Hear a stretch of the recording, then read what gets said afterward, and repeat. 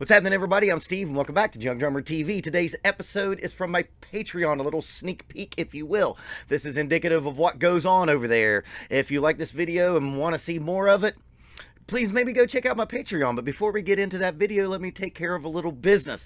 Of course, it's December, it's Christmas time, and I will be doing the same pledge drive that I did last year. 100% of PayPal donations will be going to Save the Music. If you don't know what Save the Music is, it is a charity that gives money to underfunded music programs in high schools and middle schools. And actually, after I ran this charity drive last year, the band director at my old high school let me know that they actually got money from Save the Music. So of course I'm going to do it again this year. 100% of my PayPal donations will go directly to Save the Music. It is a charity that I hold close to the heart because, again, I grew up in a place that would benefit from such a thing. Also, during the whole month of December, I'm running a 15% off everything on my merch page. A promo code Christmas. So that'll give you 15% off. Got a bunch of new designs over there, t-shirts, and a dope-ass fanny pack. So, with all the business out of the way, let's go listen to me. The time I lost the gig. Unfortunately, this happened 3 years ago, and not like 20 years ago, when you would kind of think that kind of thing would happen. Here's the backstory. In my hometown, I play musicals, and if you've ever been in the musical scene, it's all about relationships, and more importantly, it's about the relationship with the music director. Now, in my hometown, I live in a college town, so we have like 2 or 3, maybe 4 musical theater groups. Now, to get those gigs, you gotta be in with the music director. And when I started getting in the musical scene, I got in with one, did some gigs with her, and then I got in with the big theater in town, which meant way more money. And the musical director that I worked my way up to was the gatekeeper to the money gigs. And I'd worked my way up. I'd done Rent with him, and I'd done another one. I can't remember the other one I did, but I did a really good job on those. I really worked my ass off. If you've ever done musicals before, it comes with its own unique set of problems that you have to deal with. First, you have to be a really, really good reader, and you have to be a really, really good listener, and you have to be flexible with the actors, because sometimes, a lot of times, they don't do the same thing the same way every night, and you have to roll with those punches. I'd worked my way up. His name was Mark, and he was giving me the gigs, man, and those gigs were paying pretty well. It's usually like 3 or 4 rehearsals, which aren't really like rehearsals and you think of the sense of, your band plays a song over and over and over until you get it right. Nah, you go in 3 or 4 nights before the opening, and it's really hard because you go in and the musical director has already been working with the actors and the singers for weeks and weeks on end, and they know this stuff really, really well. And the only way that you can get into what they're doing is you got to read it. And so it's not one of those things where, like, if you miss a change, let's all stop and start over because there's, 25 people on stage. It's just straight run through. And man, you better remember changes. You better bring a pencil, and you just have to be able to really live in the moment musically, because sometimes shit will happen that's not on the page, and then you have to remember that that's going to happen. You really have to do a lot of work beforehand. When I get a musical, I usually will download or find like the original cast production, not the CD. Do not just play along with the cast record, because a lot of times those songs are truncated and there's a lot of stuff that's not in there. So I will get a recording. I'll use Rent a lot as my example because I did a really good job on that. I was really proud of myself. Rent's a really hard show to play because it's an opera, so there's really no stops. You just play music for like an hour and 45 minutes. That big number right before the intermission, man, it feels like it's like 15 or 16 minutes of like non-stop music. But all the times that I had done these musicals, and it's how I was able to work myself up, because I'd done a good job on each one, I put a lot of time in beforehand, and that is invaluable. You have to do it. Now, this is where, when you do a lot of things musically, your musical career can kind of intersect in spots.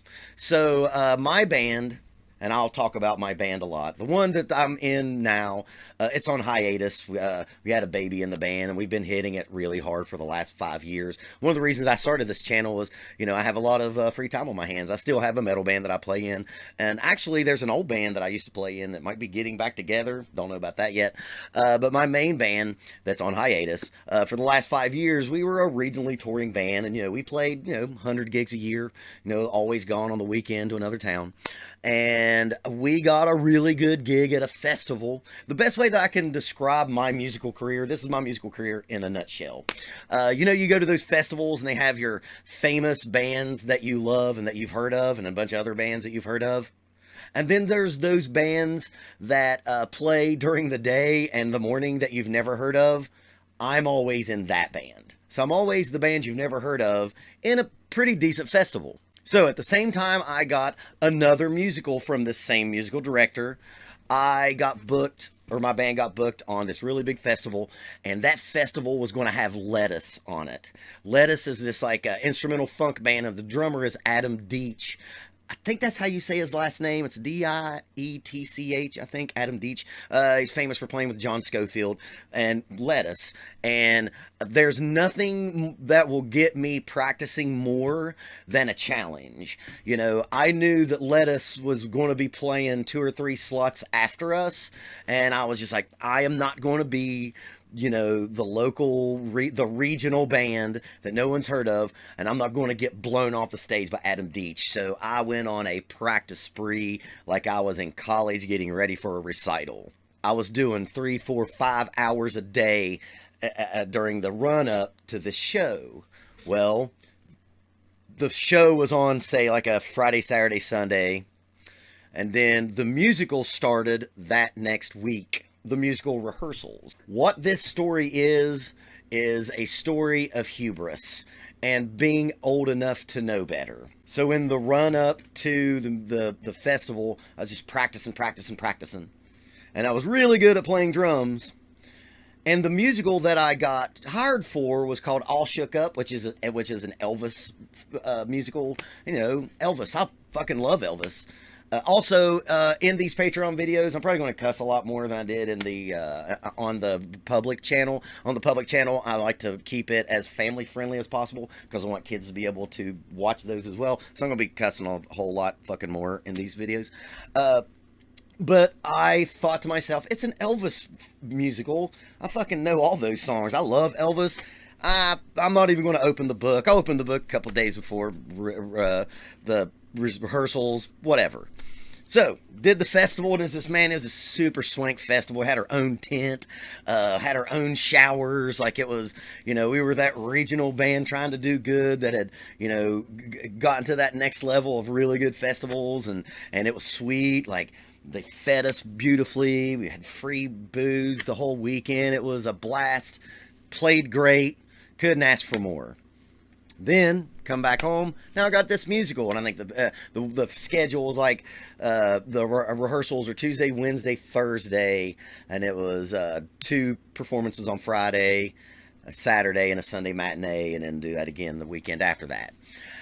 So came back, got back from that festival on a Monday, opened up the book, and I was like, fuck it, man, I know Elvis, it's fucking Elvis, I know Elvis songs, well, okay.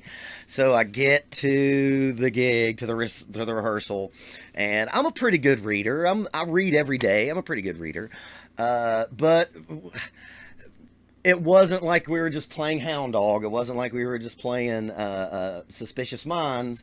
It was Broadway musical versions of those. So there was all kinds of extra shit, all kinds of musical interludes, speeds up and slows down, and cues from the actors. And if I would have done my usual routine, which was I would have downloaded that Broadway show and I would have played along with it as the Broadway show was going, so I was playing all those things in their entirety, I would have been fine.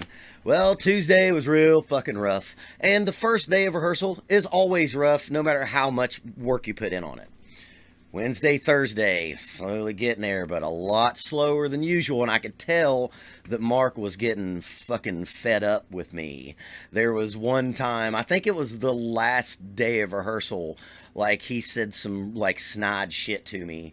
And he was in the right because I didn't put the work in, because I was more worried about my performance with my band. And you can make the argument that my band that's trying to do something is more important than this musical. But those musicals, they help pay the bills. They're really well paying. At least I had finally gotten to the level where I was making good money at it. So then, like those rehearsals went from like 7 to midnight every night. So I'd teach lessons and then go do those rehearsals. By the time I got home, I was spent. I was playing catch up, and you cannot cram for something like this. So the first Friday performance was during the day. That particular theater, they always do a Friday day performance for high school students, and it's really just a jack-off session because those high school students don't give a shit about Broadway. It's the education system trying to say like, hey, we're trying to give these kids some sort of culture, but it's always a warm-up for the actors, for the band. And I shit the bed, man. I was bad, and Mark was pissed off. So the Friday night, I did really well. Saturday, I did really better. And Sunday, I had it. 2, 3, 4, 5, 3 performances in, I had the show. You know what I mean? And the weekend after that, killed it. But it was too little too late. Mark obviously could see that I didn't spend enough time on this material to make sure that it was good from the beginning. And when you're in those situations, not like when you're in a band, if you're in a band with your buddies and you make a mistake or something goes awry, it's like, man, we're in this together, just get better, we'll keep practicing. It's not like that. You got those 2 weeks, and it's got to be good in those 2 weeks. And man, by the end of it, I was playing my usual. I was killing it. I got it, especially by the second weekend. And I've never heard from him again. I fucked up real bad. I was cocky and I was arrogant. I was feeling myself. My regional band was getting all these gigs, and we were playing all over the place and playing with big bands, and I was feeling myself. And the musical was like, well, I'm doing this musical to, pay the rent and all that good stuff. But I'd always taken it seriously, and I didn't take it seriously, and I lost my shit. And the thing that hurts the worst, I was his go-to guy. I did 3 or 4 straight musicals with him, and then the very next musical, he did that Queen fucking musical. And I love Queen. Queen's one of my favorite bands. I would have fucking worked so hard on that musical. It killed me. He did that Queen musical, and he went and got the professor of drums at the college in the town that I'm in, and that guy's way better than I am. And I lost the gig, and I've probably lost 2 or 3 other shows after that.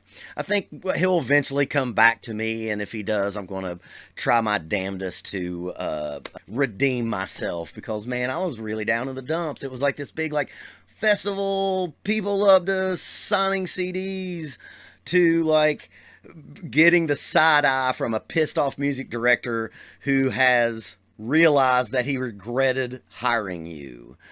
The music business, man, and I'm too old. I was too old for that. That was only about 3 years ago. I was 39 then. I should have known better. And I think it's important for people, especially teachers, to tell the students about your failures. It's really easy for me to tell you, I played twice on NPR on Mountain Stage, and I'll tell those stories. And that, makes me look cool, but man, I've fucked up a lot to get to where I'm at, and hopefully I've tried to learn from all those mistakes. One of the things that I tell my students, every one of them, they hear the same thing. It's far more important to know when you are wrong than when you are right. And I think that's just good advice for life in general. And I learned something 3 years ago. I am not going to take a good paying job for granted just because it wasn't me playing in my original band trying to further our careers. I'm going to take those gigs just as seriously. So I hope everyone enjoyed that. Again, thank you patrons for being my benefactor. I will be working my hardest to try to entertain and inform you. And keep practicing until it's easy.